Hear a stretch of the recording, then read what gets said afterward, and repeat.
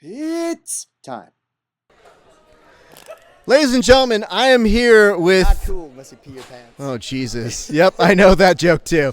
Hey, I'm here with former no-gi grappler Garry Tonon. Garry, how you doing? That's how we're going to do this? Well, think about it. You were more successful today than you were a week ago. That's a fact. That is a fact. I can't really argue that. I didn't get flying triangle today, so... Honestly, today is a win as long as I didn't get flying triangled. I mean, you don't really... It's hard to go down from there, like, unless you get flying triangled quicker. Like, that's pretty much it. I was planning, like, I had a small samurai sword ready to create, do seppuku, or how do you pronounce it? Seppuku? Yeah, immediately after the show, in case I did get flying triangled. I notified the hotel. I put plastic up all over the walls, full Dexter, and, things were ready just in case, worst case scenario. I wouldn't want, the cost to fall on Fight to Win since they booked the room. Absolutely. What a considerate suicide mission there. Yeah, I try. I guess the important thing to note there is Garry did tell this to me off screen before he did have his match. So this is 100% truth. He did say these things, and I did say that we had here at Verbal Tap, if you had lost. Somehow I think this lead up, based on the way that you're saying it, is going to be a lie. But I don't know why I would believe that. I said you did put that out there, and I said we get streaming rights to your death. Oh, I think yeah. No, that happened. I was worried with that build-up. It just seemed like there was going to be an ironic statement about to happen, but there's not really an ironic statement when people know that I want you to die. That's true. That's fair. Okay, so now let's backtrack because we're going to talk Fight to Win in a second, but it's been a weird week in the world of Garry Tonon, has it not? So some guy named Shoeface. Well, I don't usually get flying triangled, so yes. Yeah, I know. Some dude named Shoeface, who's what, all of 230? Yeah, 230. Jumps in the air, flying triangles you, which I'm sure, was that even really a consideration that you thought he was going to do? Ironically, yes. He flying triangled Leandro Lowe. So if I wasn't ready for it, or if I didn't know it was going to happen, I'm kind of dumb because I didn't even look up his competition record. But I did. So, yeah, I knew he was capable of flying triangling some of the best in the world. So. Absolutely, but that didn't even just happen. That's me, but sure. But that didn't even happen normally. You had 3 opponents in the time span of like a week all just kind of disappear. So let's start from where it all began. You obviously were supposed to go up against Hector Lombard. You were promising us that you were going to... Pronounced Hector. Hector? Hector, right? Hector. Don't you know the language of your own people? Lombard. It's the different kind of brown. You don't understand. Oh, sorry. So you were supposed to go up against him, and you were promising people that you were going to throw him around. Yes. That was the plan. Yeah? Well, I mean, at least a little bit. Yeah. So that was the plan. Then he came down with what? Well, he came down with a fight with Johnny Hendricks. So there's that. So that's what he pulled out for, is a fight with Johnny Hendricks? Yeah, I mean, what a schlub compared to Garry Tonon, but... Well, yeah. I mean, if we're being honest, you have more wins than Johnny Hendricks if we're just going by wins. Yeah, that's a rough fight for Johnny Hendricks. I'm not really sure why he did that fight. That's really bad for him. He's going to get knocked out pretty hard. Well, let's see what happens there. Guys, I don't know. Johnny Hendricks, obviously former champ of the UFC. Great. Don't get me wrong. That's just a rough fight. I mean, he's a great grappler and he knocks a lot of people out. So we just wanted to caveat that because it sounded like we were talking shit. So we want to make sure we're clear. Yeah. Johnny Hendricks is good. So yeah, I would dump, an ability to have a match with this yokel to make some money, right? Yeah, for sure. So then that happens. Then Chael says to you that he wants to do the match with you. What's the first thing that goes through your head when you hear that? That's pronounced Chael. And yeah. He said he wanted to do the match with me, and I don't know. I got really excited because it was an opportunity to talk a lot of shit without much. It's like a shit talker's dream because you get an opportunity to talk shit about somebody who everybody hates. So nobody really cares that you talk shit about them. Except for stupid people. There's a lot of stupid people out there, but they don't count. They're not real people. So, do you count as one of the stupid people? Debatable. Okay, fair enough. Okay, so as that happens, then you and Chael are supposed to go there. There has to be like a Vince McMahon quality, and you've already had that with Hulk. So then you have this whole ability of taking on the person who's in charge, the boss.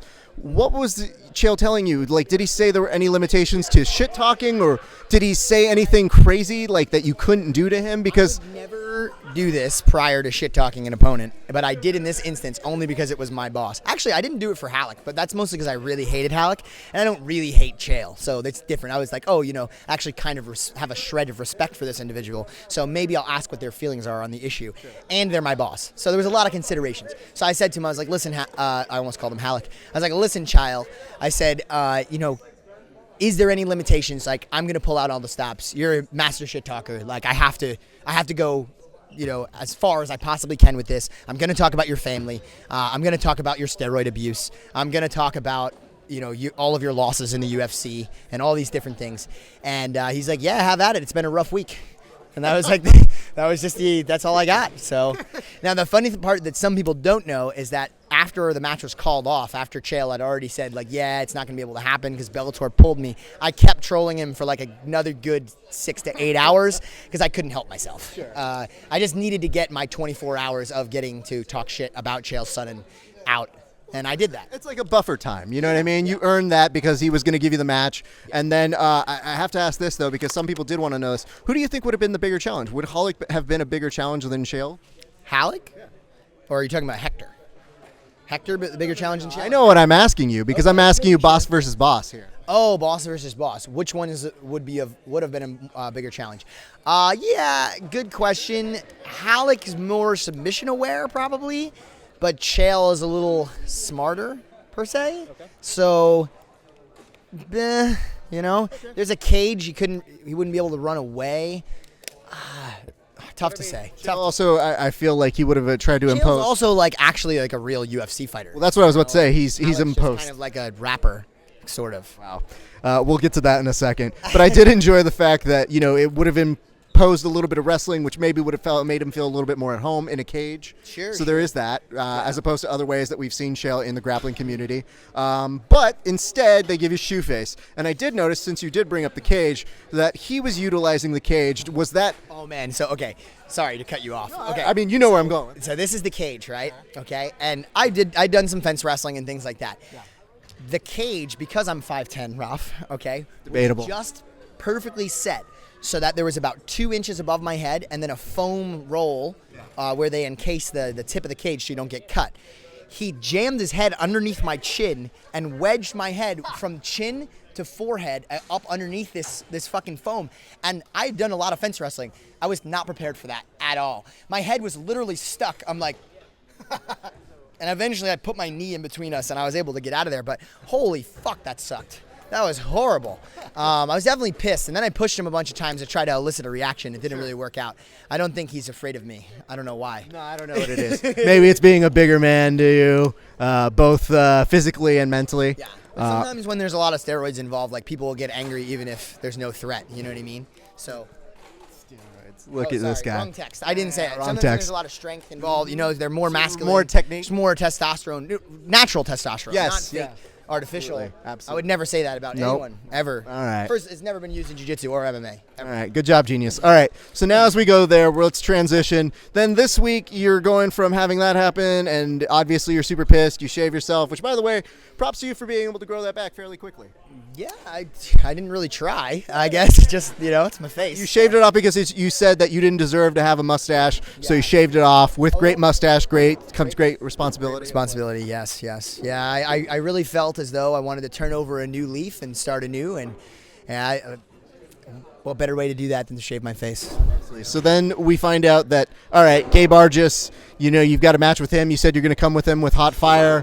And then all of a sudden things start to go a little awry. AJ and you seem to be having some sort of thing going on because he's then challenging Gordon Ryan. Please put that in context for those people who may not be familiar. Those 10 people in Jiu-Jitsu who have no idea what happened. Yeah. Yeah, it all kind of de-escalated pretty quickly, unfortunately. I wanted my match with Gabriel, and then I saw that he wouldn't have a match with Gordon unless it was in the gi, and I was like, fuck it, I'm going to be there anyway. Hopefully Seth will throw me an extra $1,000 or something, and I'll get to beat up some punk that I hate. So, it was going to be a win-win for me. And then it ended up being a situation where that was the only match that was happening, and I hate competing in the gi. So really, this was not an ideal situation. My original intention was to compete against him in the gi blindfolded because I wanted to make it like a spectacle, like a real bullshit fucking challenge, like to embarrass him. Stop throwing things at me. Ah! All right. I really wanted to try to make it as embarrassing as possible. But, I had a more realistic match with him then, I suppose. So I still would love to have a no-gi match with him blindfolded, though. We'll get there. That would be cool. We'll find somebody that's willing to put that on. I believe Seth put the words, "There will be no props. Gary will not have a blindfold." And I find it very rare that you see a promoter actually use those combinations of words. Yeah, I think it's probably a first in the jiu-jitsu community for somebody to request that and be denied that. Yes. For sure. Okay. So then all of a sudden showed up and did it. Stupid me. So then Gabe has to pull out. Then you have AJ. Then there's shit talking that ensues. He writes a poem about you. What's the first thing that goes through your mind when you see this poem? Well, first of all, that was the biggest threat that he posed in this whole entire event was, is he going to write a terrible, terrible poem about me that's going to make myself and him look terrible? And it happened. And I couldn't get through more than 3 or 4 lines of it, as I didn't with his Dylan poem. You know, when I reposted his Dylan poem, trolling, like, hey, everybody look at this. This is fucking dumb. He looks like Halleck. People actually believed that I was, like, in support of what he wrote. You know, it's insane. But anyway, yeah, I don't know what went through his head that made him think that's his thing now. Like, he writes Def Jam poetry about his opponents. It's why? Like, who told him, like, dude, that's fucking awesome. You're so good at that. You should keep it going, man. It's great. Who did that? I didn't, but I mean... Yeah, that's what I'm saying. Like, don't you need to receive some positive reinforcement or feedback? It's like, all right, I know I'm not the most amazing singer in the world. You're not. Ralph, I know I'm not, okay? But I'm mediocre at best. Not even. Yes, at best. Come on, give me at best. At best, that I was big. Thank you. I'm in the back like, yeah, AJ, that's fucking sick. And then, like, behind it, they're like, haha, that's amazing. Can you believe that shit that he posted? Like, I don't know. Maybe that's it. Because here's the thing, the actual dislike between you and AJ, some people think that it's not real, but it's real. Okay, yeah, that's a misconception. Everybody has to understand one thing. I should talk a lot about a lot of people, and it's hard to differentiate between real and fake because obviously, you know, you guys don't know me personally or know my opponent personally, so you wouldn't know. But it's definitely a very real beef between us. You know, I'm not the kind of person that's like looking to start fucking street fights with people or anything like that. I have... too much on the line, especially with, this being a professional show and, we don't need police called or any bullshit like that. I do want to fight him in a cage because eventually I'll do MMA. I chose a combat martial art so I can have my disagreements settled in a combat scenario if I so choose. So if that's what we want to do, that'd be great. But ultimately, you guys have to understand that, it's never going to come to blows out of my choosing, whenever I see him in public or anything like that. But I definitely don't like him as a person and haven't for a very long time. I've had to be cordial with him for an extremely long time because people he knew from the jiu-jitsu world knew Henzo, and that's where we train, and he was allowed to train there, and it was an unfortunate situation, but I wasn't going to act like a total dick to him every time he came in because it didn't need to be more uncomfortable than it already was. Sure. It's like, let's make the best out of this shitty situation, so I'm going to say hello to the guy and smile every once in a while, I don't know, but it is what it is. Yeah, you guys aren't in cahoots. This isn't a thing where you guys get together because, you troll enough that people, I think, want to know that. I think people have some suspicion of you when you're trolling. Yeah, no, I definitely hate him. I don't hate Dylan as much as I hate him, but I definitely hate him. I'm not allowed to talk shit about him anymore, but I think it's okay if I say I don't like him. And then... Kim Terra was semi-real. Like, I thought it was kind of shitty, something that he said about Gordon. But, I didn't have a huge problem with him personally. I just thought that one thing he said was kind of shitty.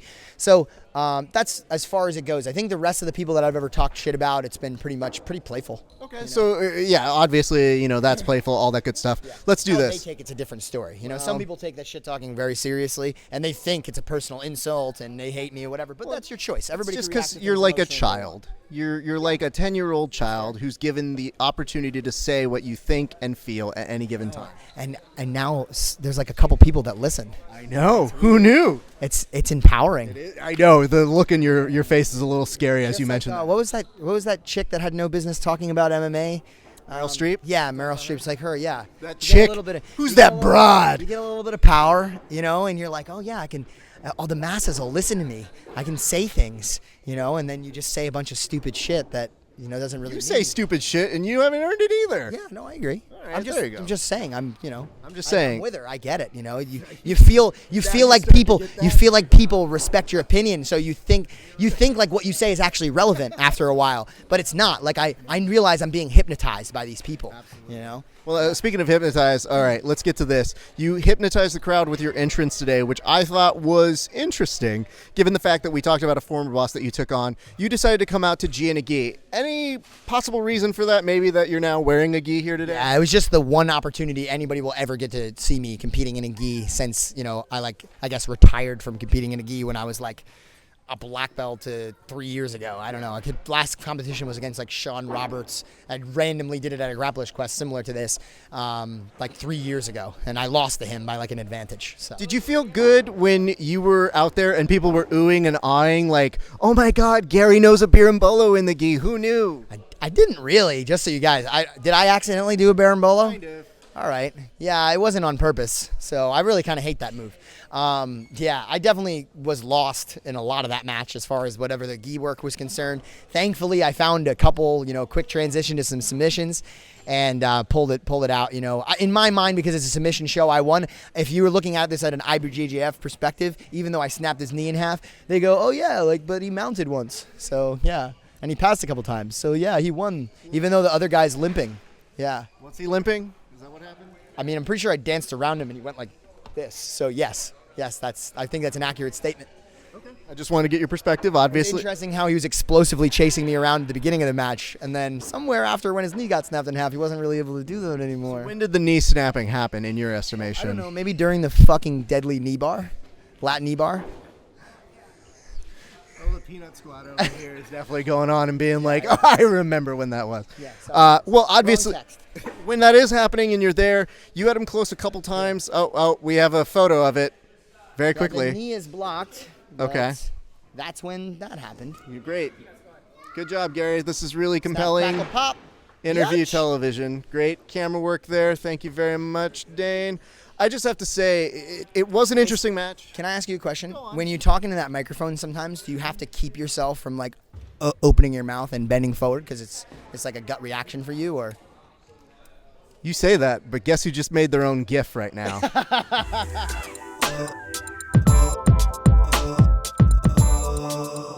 So, good try, Gary. That's amazing. And the best part is nobody will see this interview. Tons of people will see the GIF. You're so dumb. It's the easiest. Like, you know what it is? It's like you're James Bond and I'm the villain that wins. Yes. And you're James Bond and you show up and you're like, oh, God, he keeps beating me. More like, I think it's more like the Roadrunner and Wile E. Coyote. Yeah, is it? Yeah, a little bit more like that. Yeah.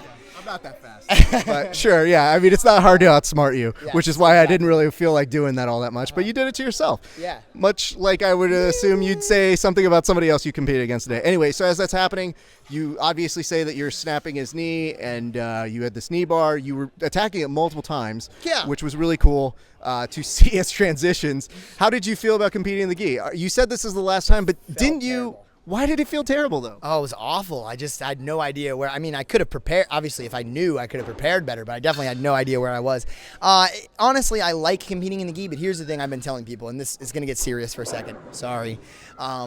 Ultimately, when I walk out there and I stand before somebody, I want to be able to walk out there, and if anybody stands in front of me, I want to have a pretty good idea that I'm going to be able to submit the guy. Without the gi, I believe that. With the gi, I don't really believe that, and I don't believe I can dedicate the time that's necessary to it at this moment in my life to believe that anybody that steps in front of me, no matter how big, no matter how technical, I can beat. And when I don't feel that way, when I'm not that confident in myself, when I walk out there, it doesn't feel right for me. Like without the gi, I feel like that. I feel like it doesn't matter what opponent walks in front of me, I'm going to be able to beat them or potentially get flying triangle.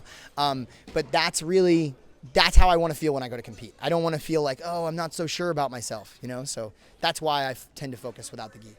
If I had more time, maybe. Internet trolls, there's your material. Work with that, because I'm sure you're going to start talking about that, all that rage now. Oh, is that well, that was a different one you did. Us! Why is that one? It seems like it's There's a lot of different us's. Oh, yeah? There's Can a you go lot. through a couple right now? Usu! What one's that? What's that? What variation is that? What one is that supposed to make? When I'm a little excited to see somebody, just Usu! Yeah. Okay. Yeah. That's it's like a sneeze as well. When most people do the us thing, I definitely say God bless you most of the time. Somebody asked me if I dab recently, well, no. What my answer to it was like, I guess sometimes when I sneeze, because you kind of pull one of those. I couldn't do the full thing. I would have knocked the microphone out of your hand, but you know what I mean. Like by accident, a few times I may have done it. Yeah, I mean, you just did it, and we'll make a GIF out of that one too. That's one internet meme thing that I didn't really follow, even though you think I just tag along an internet meme that happened 6 months ago. Like You do. Harambe. I fucking love the guy. All right, Love the guy. Yeah, the gorilla. I knew the guy. The gorilla. You guys didn't grow up with Harambe. I grew up with him. I knew him when he was just this big. I'm really loving this. Can you just keep going with that? Absolutely. I'm going to use this generic weird voice. This fucking. And I'm going to talk like Bill Cosby at a certain point because you put the pill in Harambe. I feel like that's like remotely racist considering he's a gorilla.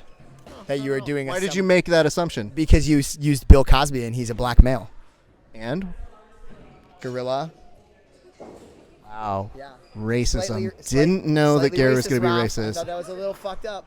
I think it's a little racist. It's that Black History Month, so I guess it's kind of okay to be a little satirical. Wow. Okay. Yeah, that's fine. Yeah, that wasn't racist into itself. Why don't you go ahead and start talking about your own expenditures that you've had as problems, like our current president being like, Frederick Douglass, I'm hearing great things about him right now. Good impression. He's this great. is good.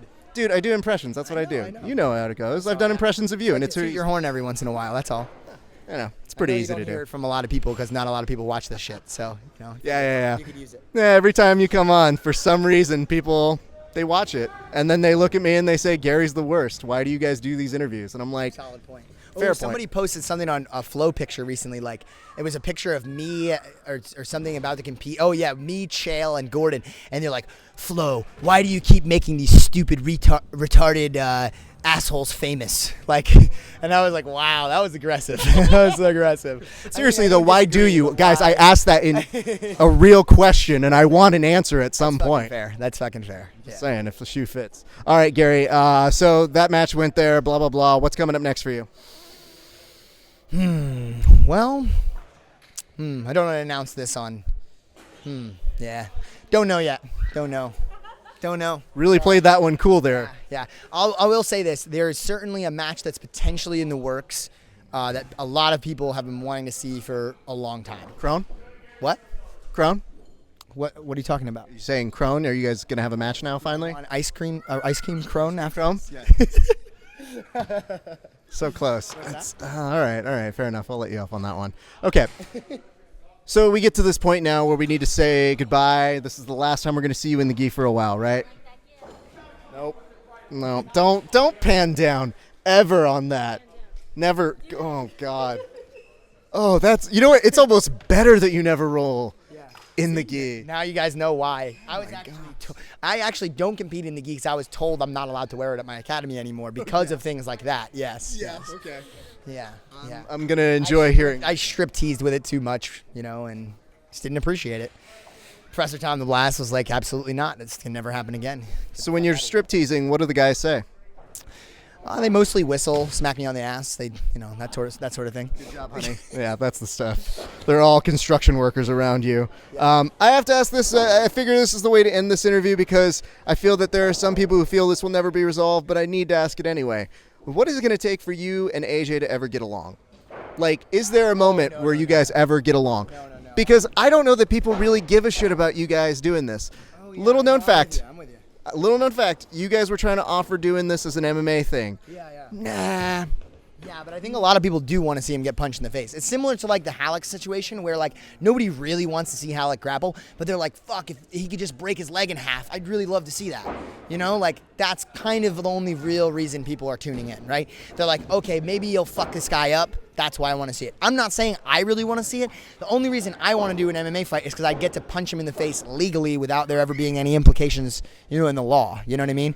And I want to transition to MMA, and what better way to fucking do it than punching AJ in the fucking mouth? Like, for you guys having it as your first MMA fight, it's like, can we get some other fights in there before then? Because, we know that you guys do this, and if this is already a big transition as is, what the fuck are you going to do when you punch people?